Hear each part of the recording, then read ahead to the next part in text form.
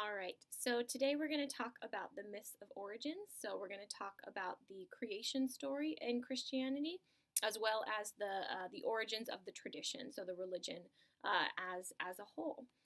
Um, so the first major point that we have to talk about is that the creation story for Christianity is actually the exact same creation story as the one for Judaism.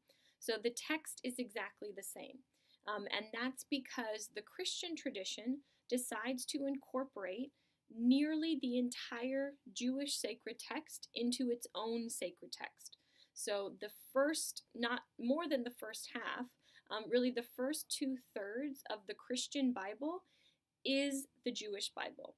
It's not exactly the Jewish Bible or the Torah or Tanakh, because there are a couple sections that are missing and the order of the books is different. But on the whole, it's virtually the same. So that's why you get this exact same Genesis creation story or stories in Judaism as in Christianity. So the text is exactly the same. And there's a couple reasons why the early Christian tradition decided to keep the Jewish sacred text within their own sacred text.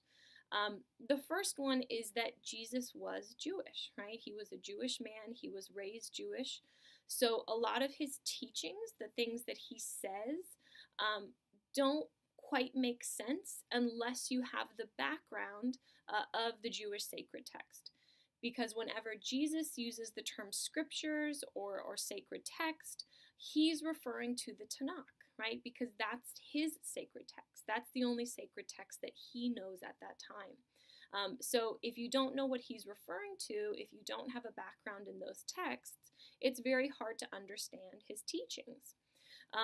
The second reason that the Christian tradition decides to keep these texts is because the early followers of Jesus start to think of him as the Messiah. So they identify Jesus as the Jewish Messiah. And it's within the Torah or the Tanakh that you have those writings about the Messiah. So you need that background information to justify these claims that Jesus is the Messiah. He was the one who was prophesied in the Tanakh or the Torah. So Jews and Christians are reading a lot of the same texts, or a lot of the same words. However, they don't necessarily read the texts the same, and they don't interpret the text in the same way. For Christians, as they read what they call the Old Testament, they are, reading it through the lens of the Christian tradition. And it's called in academic speak a Christocentric lens. So Christians actually view the Old Testament or the Hebrew Bible as having lots of, you could say, sort of hidden messages or prophecies about the coming of Jesus. So a lot of times it can be the exact same story, the exact same text, but what that story means for the Jewish community is very different for what that story means to the Christian community. And the creation story is an example of that. Even though these two religious communities are reading the exact same text, they take two very different meanings from that text. So that's sort of the second point that I have down here, that it's the same myth, the same story, but there's a very different interpretation of it in Christianity. So in the text itself, we read through it for the Judaism unit, remember, God creates Adam and Eve. He tells them that they are not supposed to eat the fruit of the tree of the knowledge of good and evil. They do eat that fruit. God finds out about it, and he gives Adam and Eve certain punishments. The punishments include death, pain in childbirth, and toil, right? They will have to work hard for a living. For Judaism, that is sort of taken at face value. Those are the consequences that are going to happen. But there's nothing about what Adam and Eve does that affects the rest of humanity other than those concrete punishments, right? People will die. Women will have pain in childbirth, and we will have to work hard for a living. Christianity, however, finds another meaning within this story, and that's the doctrine of original sin. If you come from a Christian background, you're probably very familiar with this doctrine. But if not, it can be something that can be more difficult to understand.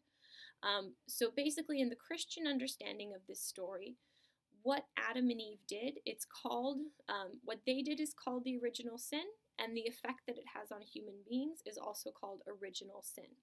So when Adam and Eve ate the fruit after God told them not to, they committed the first sin. They committed the first act against God. They disobeyed God. They didn't do what God asked them to do. So they committed a sin, and the result of that sin was separation from God. So Christians take their inspiration from this, that before the sin, before the eating of the fruit, Adam and Eve and God, were very intimate. They were very close. They walked together in the Garden of Eden. But after the sin, they're also kicked out of the Garden of Eden. So this symbolizes that sin results in a separation between humans and God. And it's not only Adam and Eve that this affects, right? That Adam and Eve are exiled from the Garden of Eden and they live in a state of separation from God. Christians understand this to mean that actually what Adam and Eve did, it changed human nature. It transformed or deformed human nature. So that after Adam and Eve, every single human being is born with the effect or the consequence of this sin that Adam and Eve did. So human beings are born with original sin, which means that they're born in a state of separation from God. So that separation was not overcome, right? That what Adam and Eve did resulted in that separation, and we're not back in the garden, so the separation is still there. So all human beings are born in that state of separation from God. Furthermore, original sin means that human beings are born with a deformed nature. And that means that we are prone to sin throughout our life. It is impossible for human beings to live a perfect life. So we're born in this state of separation, and we are doomed, we are destined to live our lives in this state of separation because we're going to continue sinning. We are going to continue to do things that are wrong, to be tempted, to disobey God, or to just do things that are not nice, right? To do things to each other that are not best. We fall short of perfection. We are born imperfect, and we are born in a state of separation from human beings. As human beings, we're born in a state of separation from God. This doctrine of original sin, it's important to know a little bit about the history of it. It's not something that really becomes an official part of Christianity until a very important Christian philosopher known as Augustine. Augustine lives in the 4th century CE, and he is really the one who sort of crystallizes this doctrine of original sin, going back to the story of Adam and Eve and sort of interpreting or finding this message that what Adam and Eve actually radically changes humanity. It changes what it means to be a human being in the world, and that every human being has been born with this consequence, with the consequence of what Adam and Eve did. This interpretation of the story is very important in Christianity because it means that Jesus plays a very important role. It means that Jesus' death is necessary. We're going to talk a lot more about the identity of Jesus in Christianity and how he's understood by his followers. But in general, Jesus is understood by Christians to be God. He is divine. He is God in human form. So when Jesus dies, it's actually God who is dying. So Jesus' death for Christians actually becomes the completion of the story that starts with Adam and Eve. So now if we look back at the story, we see that when Adam and Eve sinned, sin entered the world, and human beings and God become separated. Because of the nature of human beings, they continue in this state, right? Every human being is born in this state, and they continue in this state. And the goal of human life, or the yearning of human life, is to overcome this separation. That human beings want to be reunited with God, right? They want to be back in the garden. They want to be close with God, to have this close and intimate connection with God. But because of original sin, because of the deformed nature of human beings, there's nothing that humans can ever do to overcome it. Right? They're doomed, they're destined to lead a life of sin, an imperfect life of falling short of God's commandments or God's idea of the perfect life. So this becomes the majority of human history, that human beings and God have lived in this state of separation. Human beings try to overcome that separation, but they can't do it. So basically, if God wants human beings to be reunited with him, it means that God has to make the gesture. God has to overcome this separation. And for Christians, that gesture is the life and death of Jesus. So also a part of the original story, right, is that the punishment for sin is death. When Adam and Eve disobey God, God says that now you will have to die. So death is a punishment for sin. And so that's also why every human being since that time has had to die, right? So the idea is that if an individual could live a perfect life, that this is the interpretation of for Christians of this story, that if a perfect human being had lived in that time, they would have immortal life. They would have eternal life. But because every human being sins, they die. So the idea is that God doesn't want this state to continue. God doesn't want this state of separation to continue. God doesn't want human death to continue. Humans can't overcome this, so God has to overcome this, right? So the life and death of Jesus becomes the way that God overcomes this separation and allows human beings to be reunited with God. If Jesus is God, then Jesus' death is God's death. So the idea behind this, and we'll talk more about this when we get to doctrine and substitutionary atonement, is that if God dies, that is a suitable sacrifice instead of all human deaths. So instead of all humans dying as the punishment for death, that God sacrifices himself, and that becomes a suitable replacement for the death of every human being. So Jesus' death is supposed to create a pathway that human beings can finally overcome this separation.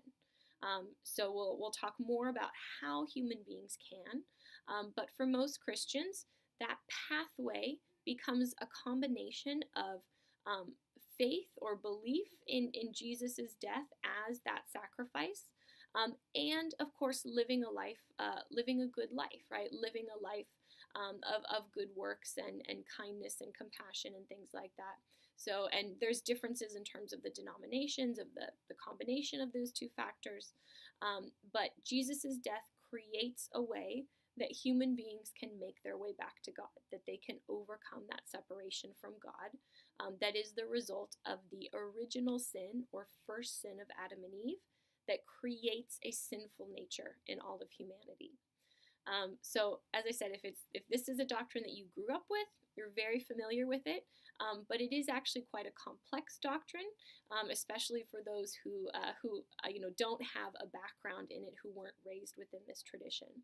So the original sin interpretation of the Genesis creation story, right, is very important to human beings because it creates a role for Jesus as the Savior of humanity, and it makes his death a necessary act of God. And we'll revisit these ideas and these doctrines later on as well, since these are really the core beliefs of Christianity.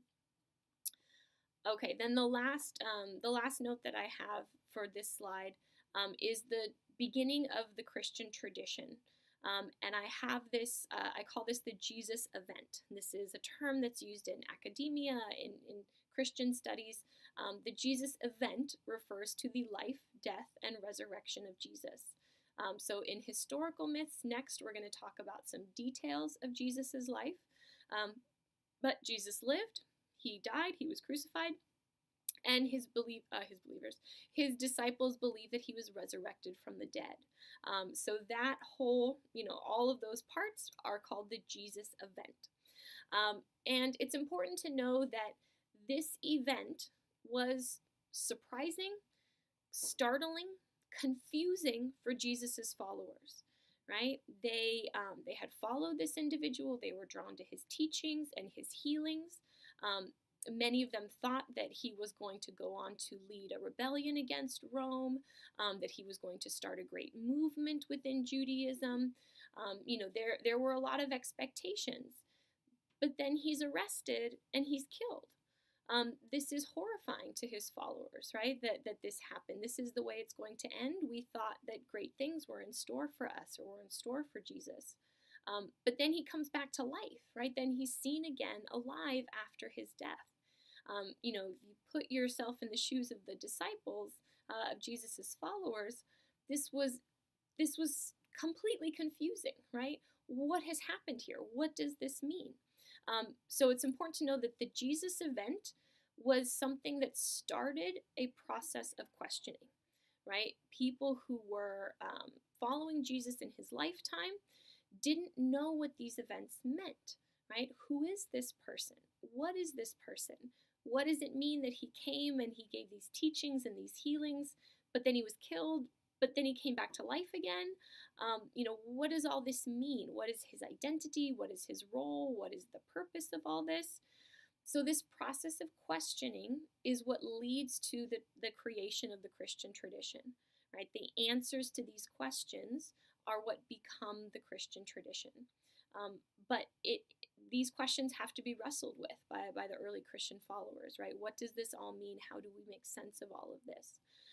And so I have these different titles here, these different understandings that were common at the time of Jesus's life and immediately thereafter.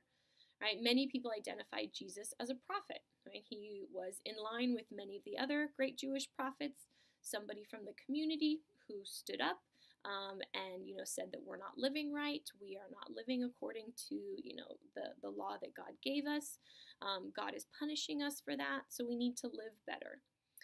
Then some people started to think of him as the Messiah, right? This is the Jewish Messiah. This is a leader who has risen up, who is going to do great things for the Jewish people, who is going to initiate a time of justice and love and peace.